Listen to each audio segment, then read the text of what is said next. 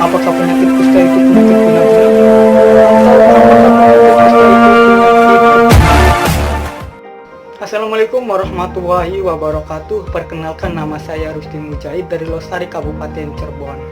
Saya adalah orang yang pernah mengalami kusta ketika kelas 4 SD. Di sini saya ingin bercerita atau berbagi pengalaman mengenai penyakit kusta supaya teman-teman dapat memahami apa itu penyakit kusta dan bagaimana ketika kita melihat orang yang terkena kusta. Baik teman-teman, sebelum saya menjelaskan tentang apa itu penyakit kusta, ada beberapa pertanyaan buat teman-teman bisa jawab. Hal ini penting untuk menyamakan persepsi mengenai penyakit kusta. Pertama yaitu, apa itu kusta? Apakah penyakit kusta itu penyakit kutukan? Apakah penyakit kusta itu penyakit guna-guna? Atau apakah penyakit kusta itu penyakit keturunan? Tentu bukan ya teman-teman. Penyakit kusta adalah penyakit yang disebabkan oleh bakteri. Nama bakterinya adalah Mycobacterium leprae. Apa sih tanda-tanda orang yang terkena kusta? Yang pertama, sering kesemutan atau baal. Yang kedua, ada bercak putih atau merah yang disertai dengan mati rasa. Terus apa yang harus dilakukan ketika ada tanda-tanda seperti yang saya jelaskan di atas? Tentunya, periksakan diri teman-teman ke puskesmas, karena obat kusta hanya ada di puskesmas. Inilah salah satu pencegahan penularan penyakit kusta. Penyakit kusta terbagi menjadi dua jenis, yaitu kusta basah atau multibasiler dan kusta kering atau pausibasiler.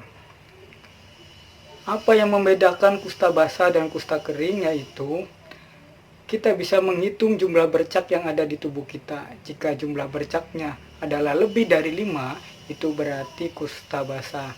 Jika bercaknya kurang dari 5, itu bisa dipastikan kusta kering. Baik teman-teman, saya akan bertanya kembali, apakah penyakit kusta itu penyakit menular? Ya betul, penyakit kusta adalah penyakit menular. Namun, bagaimana sih cara penularannya? Apakah melalui makanan? Atau melalui bersentuhan kulit? Atau melalui orang yang saudara? Orang yang terkena kusta dan belum berobat, hal ini yang bisa menularkan pada orang lain. Maka dari itu, ketika melihat ada orang yang dicurigai terkena kusta, segera sarankan untuk berobat ke puskesmas. Ini salah satu cara mencegah penularan yang paling efektif. Penyakit kusta bisa menularkan pada orang yang daya tahan tubuhnya lemah. Namun hal ini juga perlu waktu yang sangat lama, minimal 5 tahun. Masa inkubasi bakteri tersebut memerlukan sekitar 3-5 tahun. Jika penyakit kusta gampang menularnya, mungkin keluarga saya ada yang tertular. Buktinya tidak ada yang tertular.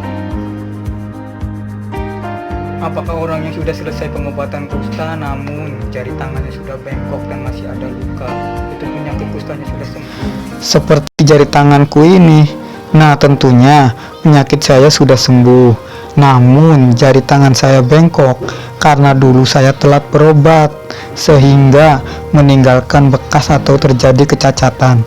Sama seperti luka bakar, ada yang meninggalkan bekas, ada juga yang tidak meninggalkan bekas, tergantung tingkat luka yang terjadi ketika itu.